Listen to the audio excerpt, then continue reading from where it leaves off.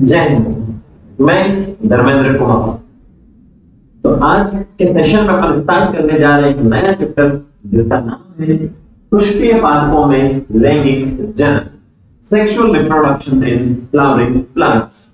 11th class का plant physiology अपन ने complete किया है। काफी स्टूडेंट ने बोला था कि सर 12th का भी कुछ पढ़ाया जाए, तो कुछ चैप्टर्स आप अपन 12th के देखेंगे और उसके बाद में जो भी बचा हुआ क्वेश्चन होगा एनसीईआरटी का लाइन टू लाइन वो भी अपन यहाँ से कंप्लीट करेंगे। ठीक है, तो पुष्पीय पादपों में लैंगिक जनन आज के सेशन में देखेंगे। परिचय अपन देखेंगे रिलेट करके। केवल एक चैप्टर इसको आप पढ़ोगे तो समझ में नहीं आएगा, इसके साथ में आपको 11th क्लास का जो 5वां चैप्टर है उसको भी पढ़ना जरूरी है। उसके बिना पढ़े आपको ये समझ में नहीं आने वाला, क्योंकि वहीं से आता है। एक तरह से देखिए 5वां चैप्टर 11th क्लास का और तीसरा चैप्टर भी। तीसरे चैप्टर में अगर आपको जिम्नोस्पर्म और एंजियोस्पर्म समझना है तो इस चैप्टर को पढ़ना पड़ेगा। इस चैप्टर को समझना है तो आपको 5वां चैप्टर समझना पड़ेगा। तो ये सारा क्या है, एक दूसरे से जुड़ा हुआ है, सारी सृष्टि जो है एक दूसरे से जुड़ी हुई है। ठीक है, तो उसको आप थोड़ा सा रिवाइज कर लीजिएगा और आपने पढ़ रखा है तो वेल एंड गुड है, कोई दिक्कत वाली बात आपको नहीं आएगी।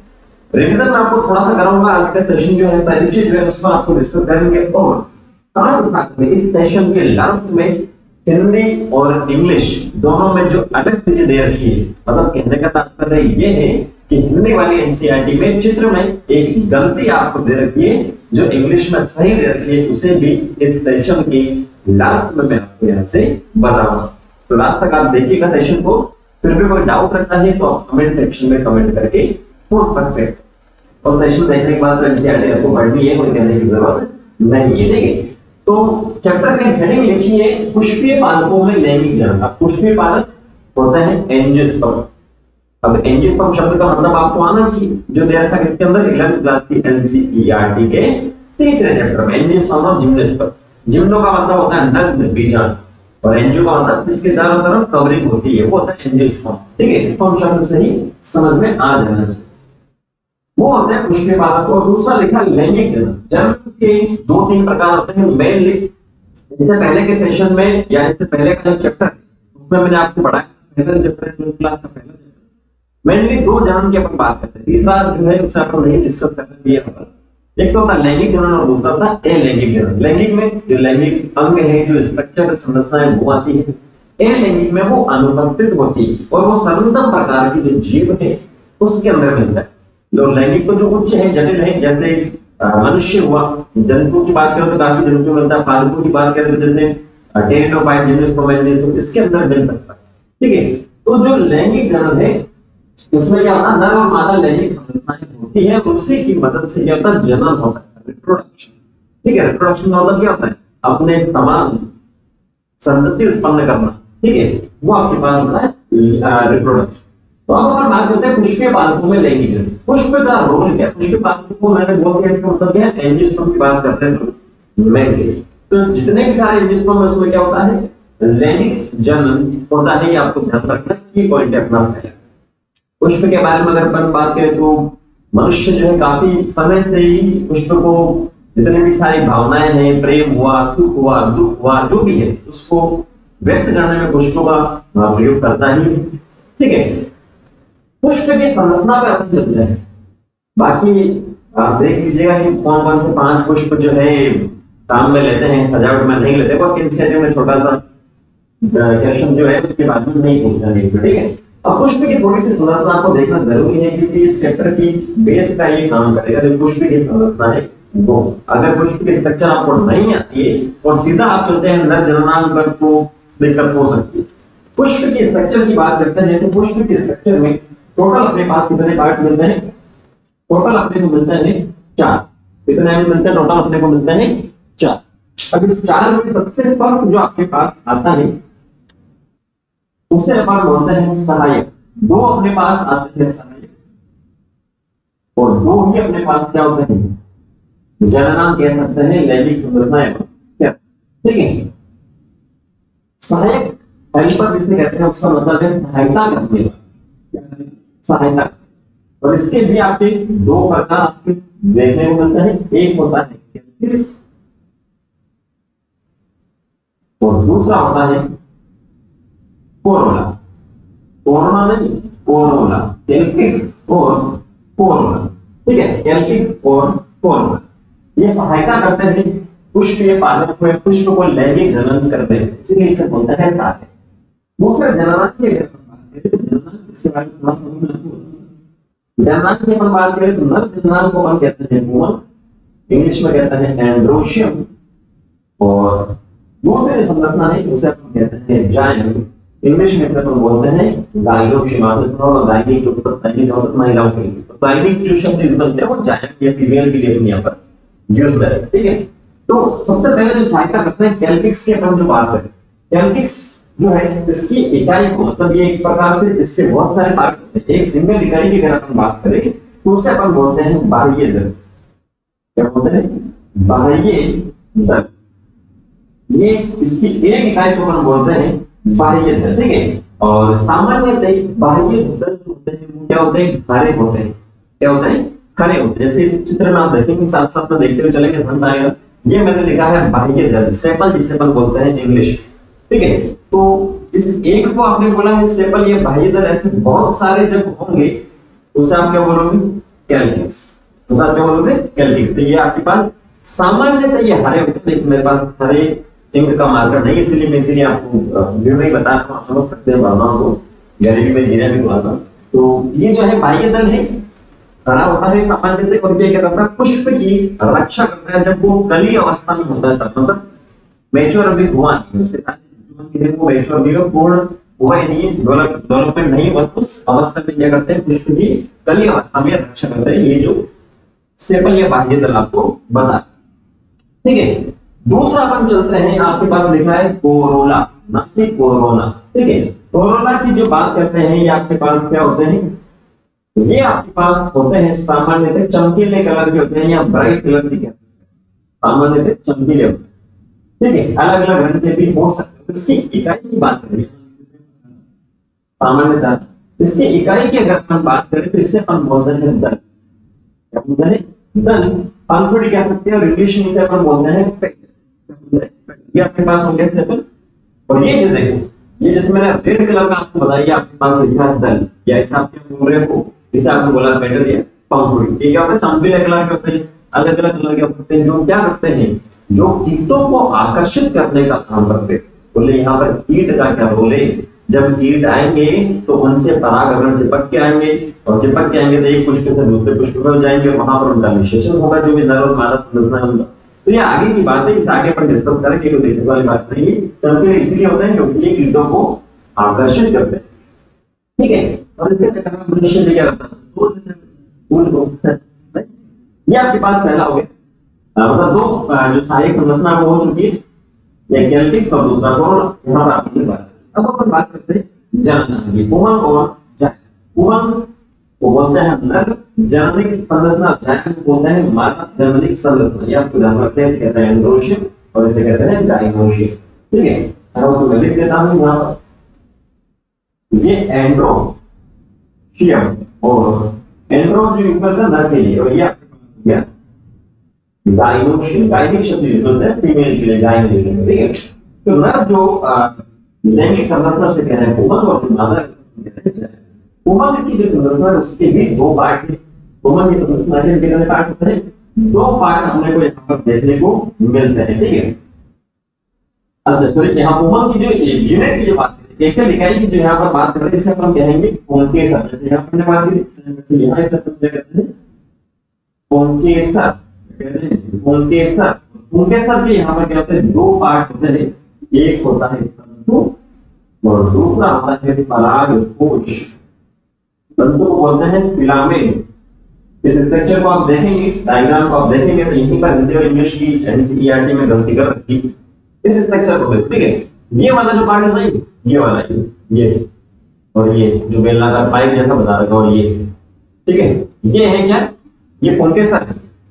इन सारों को मिला दिया आपके पास एक तरह से पुंगक इसका बन गया, ठीक है। तो ये आपके पास क्या हो गया? पुंकेसर और पुंगक की जो बन इसके दो पार्ट है आपके पास। एक है तंतु, ये जो लंबा पोर्शन बताया जा रहा है ये बेलनाकार ये थोड़ा, इसे अपन क्या कह रहे हैं? इसे अपन कह रहे हैं, यहाँ लिख देता हूँ, यहाँ लिख देता हूँ, इसी के अंदर लिख देता हूँ चित्र में, ठीक है, समझ लेना। इसे अपन कह रहे हैं तंतु, या इंग्लिश में कहते हैं फिलामेंट। लंबी सी संरचना होती है और दूसरा ये जो सिरे पर आपको बताया जा रहा है, ठीक है, सिरे पर बेलनाकार नसा सिलेंडर स्ट्रक्चर, इसे अपन कहते हैं परागकोश या इंग्लिश में कहते हैं पोलेन से। यहाँ पर क्या होता है, परागकण होते हैं भाई साहब, क्या होते हैं, परागकण इसके अंदर यहाँ पर होते हैं, ठीक है। नर जो पार्ट है इसके अंदर देखोगे परागकोश। अब बात करें मादा की, डायमेंशन जिससे मैंने लिखा डायमेंशन, जिससे लिखा था ये बीच वाला जो पोर्शन बचा, ये तो सारे अब ये जो बीच वाला आपको पार्ट यहाँ पर बताया जा रहा है, आप चाहो तो इसे मैं अलग कलर में भी आपको बता सकता हूँ, मुझे भी गरीब नहीं है कि अपने इसे अलग कलर से नहीं बता सके, जानी बात मुझे, ठीक है। तो ये आपके पास हो गया अलग कलर में, मादा वाला जो पार्ट है वो आपके पास यहाँ पर हो गया, ठीक है। जो मादा वाला डायमेंशन वाला पार्ट है, इसके भी 3 पार्ट होते हैं। पहला जो पार्ट होता है वो होता है स्टिग्मा, ये जो ऊपर वाला पार्ट होता है जरा इसलिए अलग लिखेंगे, ठीक है। ये जो ऊपर वाला पार्ट आपको यहाँ से बताया जा रहा है, इसे कहते हैं स्टिग्मा या हिंदी में कहते हैं वर्तिकाग्र, ठीक है, स्टिग्मा, स्टिग्मा, स्टिग्मा।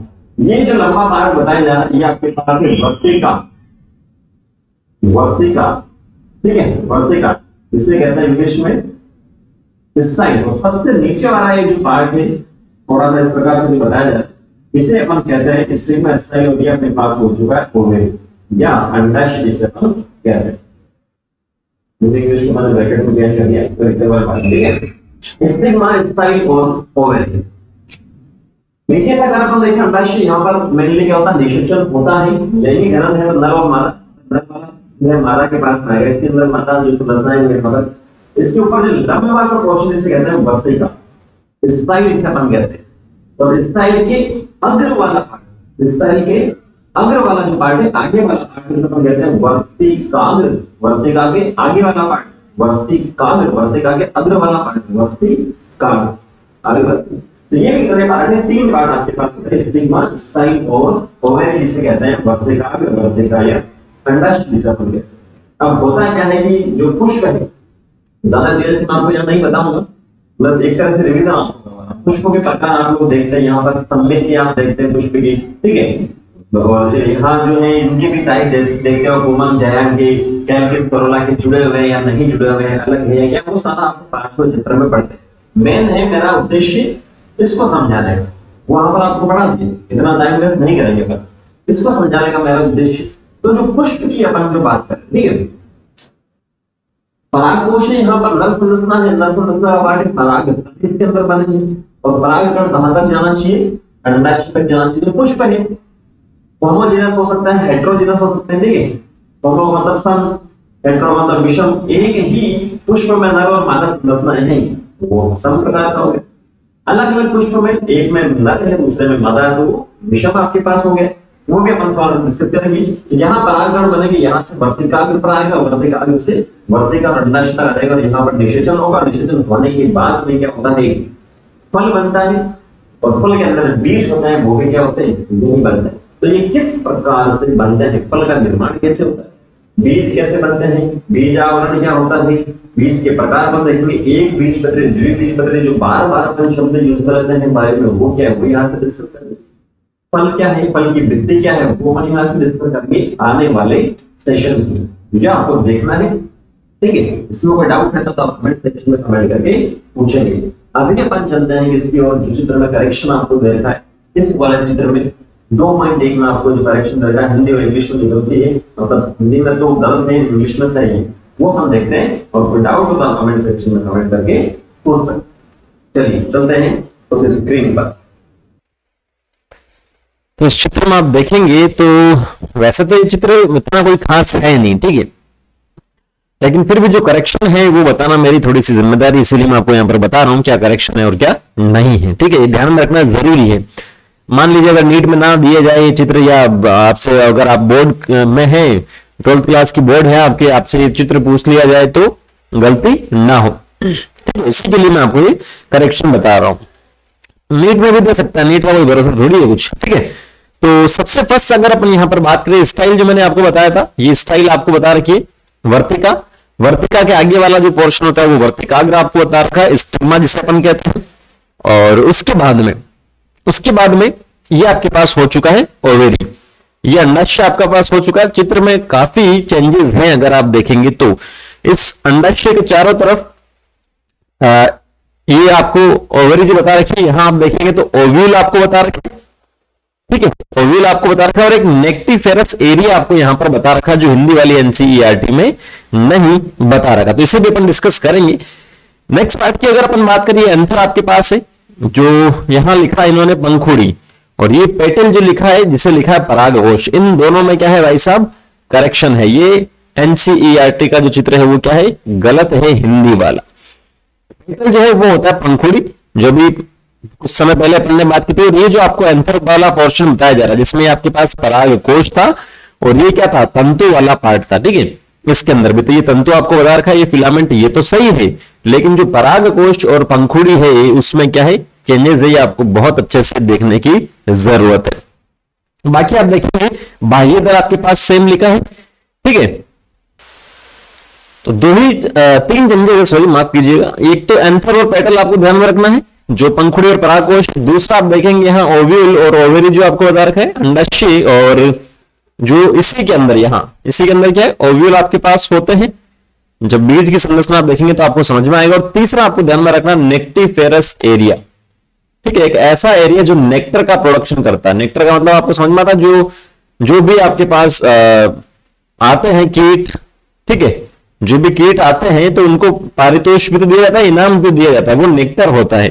इसे अपन देखेंगे आगे के सेशन में। एक तरह से अमृतमय क्षेत्र भी कहते हैं, उनका जो भी वो बनाते हैं, जो भी वो खाद्य पदार्थ के रूप में लेते हैं, वो एक तरह से नेक्टर होता है, ठीक है। तो ये तीनों जो चीजें हैं, जो पॉइंट है, यहाँ पर आपको इस चित्र में ध्यान से देखना है और नोट आपको करना है, कोई भी गलती नहीं करनी है। क्लियर है? तो यहां तक इस सेशन को देखिएगा, आप एनसीईआरटी पढ़िएगा यहां तक। उसके बाद में नेक्स्ट सेशन में मिलेंगे तो अपन नर जो लैंगिक अंग है उनके बारे में अपन डिस्कस करेंगे। So thank you, all the very best.